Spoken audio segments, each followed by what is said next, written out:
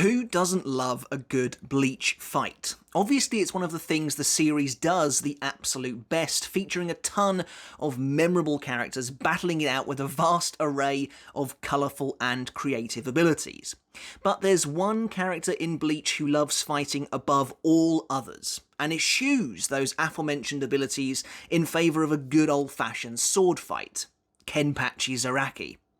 As the captain of the fight-loving Squad 11, Kenpachi Zaraki is often first onto the front lines of battle, seeking out his next thrill in a dance with death.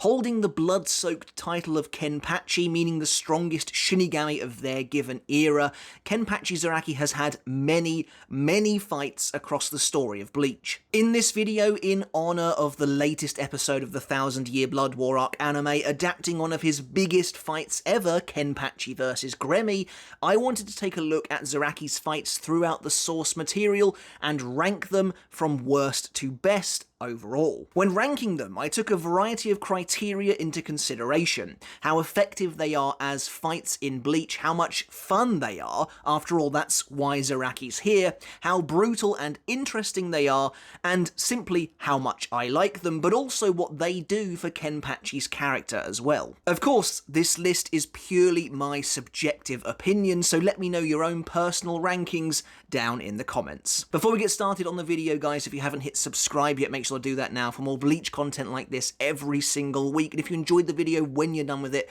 make sure to give it a thumbs up as well to help support me and the channel. And if you want to take that support from me another step further, I also have a Patreon as well. And as always, I want to give an enormous shout out and just say a huge everlasting thank you to each and every one of you supporting me over there on Patreon. I really do appreciate all of you, so thank you all so very much. And of course, there will be spoilers for the remainder of the 1000-Year Blood War arc of Bleach in this list to follow. Okay, so in last place on this list, I've kind of cheated and compiled all of Kenpachi's one-and-done fights into this one spot, as in my opinion they don't really count as fights per se, but they're still an awful lot of fun.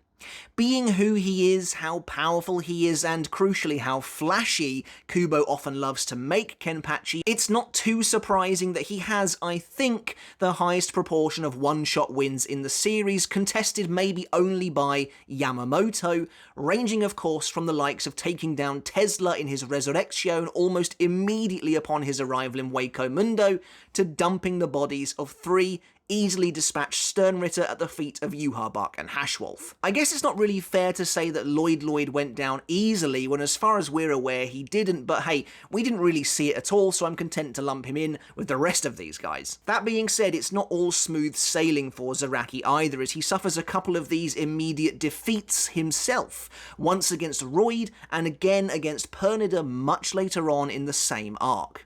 However, if I had to pick a favourite of these over in the blink of an eye fights, it has to be Kenpachi vs Giriko. At the tail end of the Lost Agent arc, Kenpachi is paired up against Giriko Kutsuzawa, a Fullbringer with the power to make contracts with the God of Time. It's a really awesome and unique ability, but for some reason Giriko resorts to using brute strength against a clearly unimpressed Kenpachi, resulting in him being instantly split down the middle. Honestly, the outcome of this fight always felt to me like a response from Kubo to the fact that people didn't really like the Fullbringers very much, which I admittedly thought was a bit of a shame. And while I do wish that things had gone a little differently with Giriko, since he was a fairly interesting side character at one point, there's no denying this victory for Kenpachi is brutally cathartic. Now, as we move on to the next spot on the list, I'm also not really sure whether or not this can be considered a fight either, but Kenpachi versus the Bambis is such a unique and cruel beatdown that it feels wrong to leave it out. Sure, it's not a good look for Kenpachi, hence why it's really so far down on the list, but it's still fascinating to see this mammoth of a fighter get so thoroughly destroyed after being ganged up on by the 4 Bambis, who descend upon him like vultures after he emerges from his battle with Gremmy, heavily wounded. I do like a lot about this fight though. I love seeing the officers of the 11th Division getting involved and rallying behind their captain, calling out the Bambis for the deviousness of their sneak attack, but at the same time, I appreciated seeing the Bambis' opportunistic nature. It totally makes sense in a dog-eat-dog war zone where there's untold glory going to the sternritter who bags the biggest bounty, and there's very few bigger than Kenpachi Zaraki. So while this fight, if you can even really call it that, isn't a shining moment for Kenpachi himself, I also think it's cool that Kubo is willing to bring his most beloved characters down like this once in a while and make them vulnerable. Kenpachi even briefly thinks he's going to die at the end of this ambush, and that's pretty hard-hitting. Alright, we're finally at an actual fight, and this one's a little disappointing. Kenpachi and Byakuya versus Yami feels like a real afterthought, and as a fight, I don't even think it needs to exist. As I've said before, Yami was the perfect opponent to finally give Chad, Rukia, and Renji a moment in the sun at the end of the Rankar arc, but Kubo swatted them aside to give Ichigo and then Kenpachi and Byakuya yet another battle. Except he barely even does that. Kenpachi spends a bit of time carving up Yami, and there's some nice moments of scale being used really well here, such as Kenpachi running up Yami's colossal arm to try and hit him in the face, but on the whole, this fight is just too short, and there's absolutely zero stakes. What I mean by that is, even though Kenpachi is a little beaten up, ultimately he's barely trying. At no point does he feel remotely in danger, which is made even worse by the fact that Yami is supposed to be the Zero Espada. In the end, the fight is treated as a joke that's simply playing out in the background of the bigger battle that's currently brewing, the rivalry between Kenpachi and Byakuya. Yami is merely an obstacle in the way, and despite transforming into a new form that threatens to destroy both the captains, this fight commits the cardinal sin of then being completely off-screened. The entire climax and resolution of this battle happens without us seeing any of it, which completely removes any real investment you can actually have in the fight. Personally, I've long theorized that Kenpachi and Byakuya kill Yami very quickly and spend the rest of that time just fighting each other instead. Hence why Kenpachi calls the fight with Yami boring, yet both he and Byakuya emerge from Wako Mundo heavily injured. At the end of the day, virtually everything this fight does is done better in a later fight against a gargantuan opponent. And speaking of which, coming in 6th place as one of the very last fights in the series, Kenpachi Hitsugaya and Byakuya versus Gerard Valkyrie undeniably brings the spectacle. It's almost like it was designed to be a remake of the aforementioned Yami fight. Once again, multiple captains, including Kenpachi and Byakuya, are taking on a Goliath of a foe who stands tall as one of the final enemies of the arc. Except this time, Kubo actually follows through with the fight, and although its ending is disappointingly abrupt, at least we actually see it through to completion this time. Not only that, but the sheer size of Gerard allows for more fun moments involving scale, like Kenpachi sprinting up Gerard's blade, and on the whole, Gerard is a much worthier enemy of this kind of fight than Yami, putting up a massive showdown against the captains. It's great to see Kenpachi using Nozarashi in a much more traditional battle, locking swords with Gerard's Hoffnung, and we even get to see his Bankai in this fight too. But the main issues with this battle come, once again, from a lack of any real stakes. Even if Gerard is a much tougher opponent, the battle quickly falls into a predictable formula of one of the good guys gets a new power-up for a chapter, Gerard is killed, Gerard revives, nullifies that power-up, and we simply repeat it again. So even if we do get to see Kenpachi's Bankai, it's only around for a single chapter before being squashed with no real lasting impact. On the whole, the battle feels shallow. In my battle analysis, I described it as dumb fun personified in a Bleach fight, and I don't think there's anything necessarily wrong with that per se, but it really is just a vehicle for some last-minute fan service on the part of the Shinigami. That being said though, I do enjoy the massive scope and the spectacle, and I think it's handled fairly well on the whole, certainly better than the Yami fight, but this is the weakest of the Schutzstaffel battles, at least in my opinion. Now, as we enter the top 5, I wish I could rank this fight a little higher, to be honest, but ultimately I just don't think it does quite enough to warrant that, especially when considering the fights above it on the list. Kenpachi vs Tosen and Komamura is a fight that I feel often goes overlooked. After all, Kenpachi has already had, arguably, his bigger, more important battle in the Soul Society arc. I mean, let's face it, it doesn't get much bigger than taking on the main character as one of his major hurdles. And now, this fight really just exists as an opportunity for some smaller captains to show off what they can do before the arc comes to a close. That being said, it is a lot of fun and there's a lot of creativity on show here. The battle is absolutely loaded with great Kenpachi moments, such as him deciding to take on all 4 of the initial enemy officers at once and declaring that he has no use for having sanity at all. It's fun seeing him leaning into that battle-crazed warrior persona now that he's actually fighting on the side of the heroes in this civil war. Although it's brief, it's fantastic seeing him battle both captains at once, simultaneously feeling the need to teach them both the laws of combat at the same time. And when the fight transitions into a one-on-one duel between Kenpachi and Tosen, Tosen's imaginative Bankai makes for a memorable visual display, as does Kenpachi's impressively quick thinking, which dispels the notion that he's just a mindless brute. From a narrative perspective, the battle is interesting too, pitting 2 characters of vastly opposing ideologies from the same faction against each other, with Tosen, a seeming pacifist of sorts, going up against someone that he believes will stoke the fires of war with his bloodlust and therefore has no place in their society. Of all the fights on this list then, this one actually really benefits from a reread once you're done with the series. Seeing that dichotomy between the characters is only made sweeter once you realise the hypocrisy that laces Tosen's words, and while Kenpachi is outwardly a monstrous killer, I'd argue he's also the most honest man there. This fight also includes Komamura's big reveal as his helmet is shattered by Zaraki's blade, and his Bankai's towering appearance at the end of the battle teased an epic showdown to come. It's just a shame it never actually happened. Alright, here we are. In 4th place we have the fight that started it all for this character.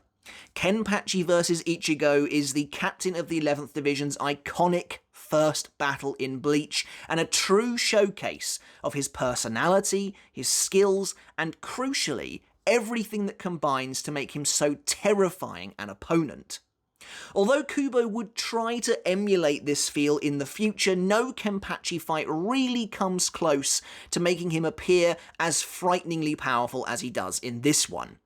In this fight, Kenpachi feels like a true omen. This is the fight that introduced us to all of the Kenpachi gimmicks that would go on to make him not only an incredibly unique character, but a true fan favourite as well. The bells in his hair, the Reiatsu ceiling eye patch, and of course, his nameless Zanpakuto. With Ichigo acting as something of an avatar for the reader in the Soul Society arc as we experience all of these new events, places, and characters together with him, that's where that trembling fear of Kenpachi comes from that Kubo so masterfully instilled in both Ichigo and us. He's an unknown at this point in the story, a lurking shadow, an all-powerful killing machine stalking the heroes on their journey.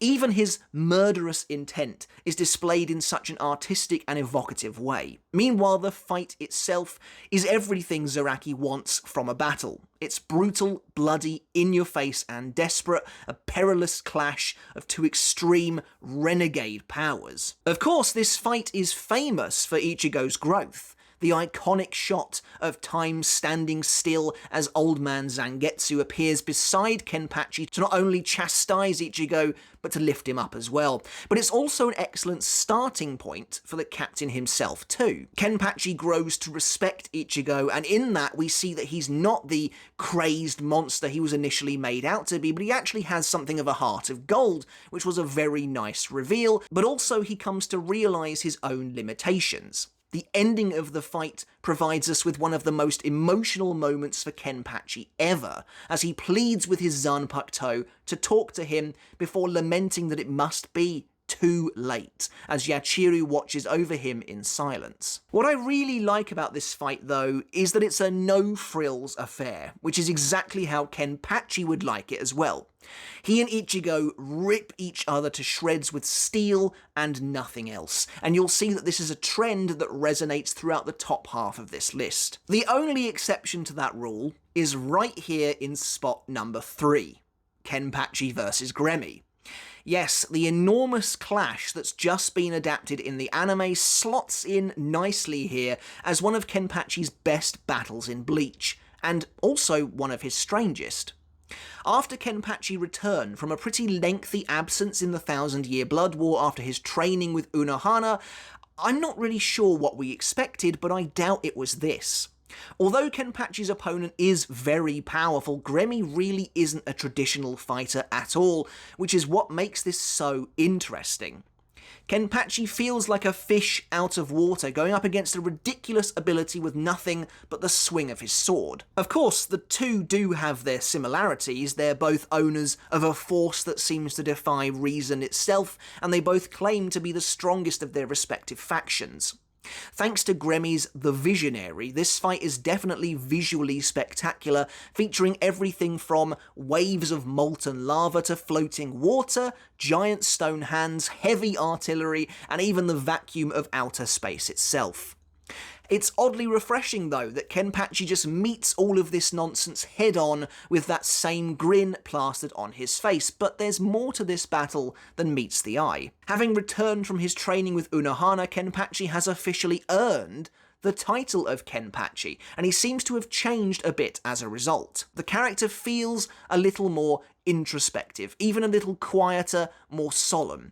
He bears the weight of the title of Kenpachi on his shoulders, along with the guilt of Unohana's death, and he even tries to mentor Gremmy on what it means to call yourself the strongest, and the responsibility that comes with that. Responsibility is a theme that goes overlooked in this fight, but it's one that I really like. Although Kenpachi is best known for being a battle-loving brawler, one thing you'll notice is that he's generally, maybe not always, but generally adamant about not getting other people involved. Now, sure, he just wants the fight all to himself perhaps, but there's a level of knowing the power you wield with Kenpachi. He cares for Yachiru most of all, oftentimes ensuring she's far away from danger when he fights, but he's also quick to lambast his subordinates and his colleagues, telling them to get out of his way before he accidentally cuts them down too. Gremmy is the total opposite.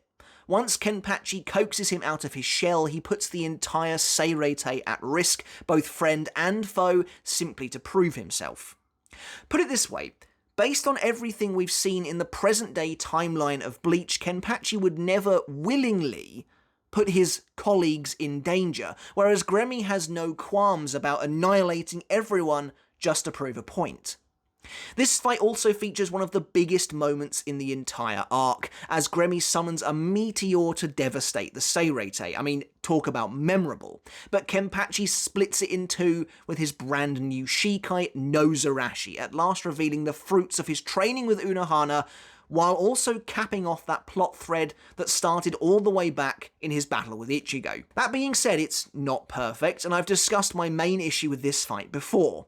The pacing feels totally off, frankly. This entire fight is a slow but steady build up to the Nozarashi reveal, and once Kenpachi's Shikai has been unleashed and we're all dying to see it in action, we get one really good chapter where both fighters are finally eager to do battle on the same level, and all hell breaks loose as a result, before it's suddenly kneecapped by an ultimately anticlimactic ending. The runner-up on our list is a surprisingly somber fight for Kenpachi, a fight that delves into the blood-stained history of Bleach's greatest warrior lineage, the title of Kenpachi. So of course, I'm talking about Kenpachi versus Unohana. Except it's not really fitting to call him Kenpachi at this point. He's battling for the right to carry that name, amongst other things. Much like Kenpachi versus Gremmy, this fight takes Zaraki out of his comfort zone, but not in the way you might think. Sure, this is absolutely the style of fight that I'd associate with Zaraki. Two demons of the sword, swiping, swinging, clawing at each other in what's essentially the bowels of hell itself deep beneath the Seirete. But it's a very emotional fight, one that brings Zaraki to the brink and back again. This fight helped to prove that there was more to Zaraki than just bloodlust and laughter, exposing a whole new side of him. Meanwhile, Unohana's character is given new life by the revelation that she is the founder of the Kenpachi name, and so Zaraki's character is also given new depth in the admiration that he has for her and his deep-rooted fear of losing and dying to her before finally defeating her in battle. So this is a fight then with real history behind it, as these two characters have fought once before, deep within the past. There's a sense then of inevitability to this battle that helps bring real stakes to it as well. But this fight isn't just all flashbacks and monologues. There's great choreography here too, the kind of lightning-fast, acrobatic, frenetic action you'd expect from two masters of the blade. While I'd maybe like the battle to be a tad longer, on the whole I think it's paced pretty perfectly, showing Zaraki growing stronger and stronger as the fight drags on. Admittedly, this is a fight that may actually be better in the anime. The nebulous nature of Unohana's Bankai does hold it back a little bit in the source material, but in the anime, Muken is transformed into a hellish arena of blood and red mist that sets the scene perfectly. While some people might be disappointed in the outcome for Unohana's character, I mean I know I was, certainly back in the day, it's important to remember one thing that is often not considered. This may have been Unohana's choice all along. While we as readers may balk at the idea of letting your best healer die during a time of war, if this was Unohana's decision to finally rid herself of the shackles of the lineage she created, then there isn't much that can really be done about that. That's another thing I like about the fight too. So many fights in Bleach come and go with no real tangible effect, but this battle has a lasting impact that reverberates throughout the arc. Not only is Unohana killed, changing the makeup of the Gotei 13, but Zaraki learns the name of his Zanpakuto at last, and he carries that evolution with him through the rest of the arc, and this fight is the birthplace of that. This was an unexpected battle for sure. Kubo teased a desire to let Unohana fight in the final arc, but I don't think any of us really thought it would go down quite like this. This is ultimately a powerful, even moving battle, one that carries with it real weight and circumstance, and it changed Zaraki going forward, which is what any good battle should strive to accomplish. Now, when I first approached this topic, I wasn't sure what fight would take the top spot. After all, Kenpachi has a lot of iconic, beloved fights. Yet, after considering it some more, this was the fight I kept coming back to when I thought to myself, what makes a good Kenpachi fight? Kenpachi vs Neutra really has it all, and in my opinion is the ultimate Kenpachi battle. Is it perfect? No. It's arguably a little too long, and it really is just two brutish warriors hacking away at each other for several chapters straight. But that's also kind of what I like about it. Kubo really committed to this absolute slugfest between these two behemoths, and it pays off in a big way. Basically, Kenpachi vs Neutra has all the hallmarks of what makes Kenpachi such a beloved character, and why people looked forward to his fights. The immense physicality on show here is absolutely palpable. Kenpachi ruthlessly tangles with and pursues Neutra in a way we never really see again, grappling him, slamming him into the ground, launching him into the air. But Neutra is an enemy capable of standing up to Kenpachi too in his own right, and their back and forth feels natural and satisfying. Kenpachi is having an absolute blast during this fight, and it really shows. The captain has a massive grin on his face at all times, blood spraying freely from his mouth as he throws back his head in infectious laughter. Sure, the fight maybe stretches the believability of Kenpachi's own endurance. Neutra injures him like almost no one else, punching holes in him left, right and centre, as well as delivering devastating slashes with his enormous scythes, but I mean that's all part of the fun. When we go back to that criteria I mentioned at the start of this video, this fight covers almost all of it pretty thoroughly. It's an iconic battle in Bleach, featuring a true showdown between Captain and Espada with plenty of memorable highlights. Kenpachi's eye patch being inadvertently ripped off of his face, leading to Neutra being nearly split in two, or the Captain's monstrous Reiatsu taking on its skull-shaped visage behind the Espada, or buildings and structures being carved up with ease. It's all here. The amount of clashes in this fight is truly something else, as sparks fly almost constantly. Where Gremmy is the anti-Kenpachi in many ways, Neutra is a real reflection of the Captain, but a twisted, dark version, one who's desperate to dominate and control. Where Gremmy is almost too unlike Kenpachi, Neutra is the other extreme, a villainous, violent image of the Captain, with all his inhibitions and shackles, his ideas of duty and respect completely removed. While this fight certainly isn't the most introspective for Kenpachi, it's a great showcase for what the character actually stands for. The love of a good fight, and the ability to keep getting back up, no matter how injured he might be. Even Kenpachi is shaken out of his euphoria towards the end of the fight, where he realises he might actually die if he keeps going the way he is. Now, admittedly, your mileage may vary where the actual ending of the fight is concerned, and I'll admit it isn't necessarily the best, but it's safe to say that defeating your opponent by tapping into your old kendo teachings and simply holding your blade with two hands is definitely memorable, if a little bit silly. But at the same time, I kind of like the fact that swordplay plays such a big role in the end of this fight, as the whole way through it that has been the main prevailing theme. As with the other fights that really embody Kenpachi and what he loves, there are no real silly gimmicks in this battle, no crazy special abilities. Even Neutra's Resurrection simply gives him more arms with which to wield more blades. This fight is definitely one of the most brutal, one of the most heaviest hitting, and certainly it feels like one of the most even fights in Bleach as well, as even after Kenpachi removes his eye patch, Neutra still has his Resurrection, and they still continue to go at it with a barrage of terrible, bloodied slashes. It's really awesome to watch this actual clash of the titans, this coming together of beasts, as Mayuri himself even says as he comments on the fight as it's playing, that Kenpachi right now is a blood-hungry beast, and to get near him, to be devoured by a beast like him, would be a foolish way to go. So crucially, this fight is big, it's bombastic, and it's bloody. It's Kenpachi defined. He's having the time of his life in this battle against Neutra, and it's absolutely clear to see. And in my opinion, all of that kind of comes together, it coalesces to bring you the ultimate Kenpachi Zaraki battle. But that's my ranking of Kenpachi Zaraki's fights in Bleach. Like I said, this is just my opinion, so please do let me know yours in the comments. After all, there are so many good Kenpachi fights. How similar are our lists, or are they totally different? I'd love to know, so please do let me know down below. But regardless, I really hope you enjoyed this video. Make sure to leave a like if you did. Hit subscribe if you haven't done already, guys. And until next time, I'll catch you later, and I'll see you then.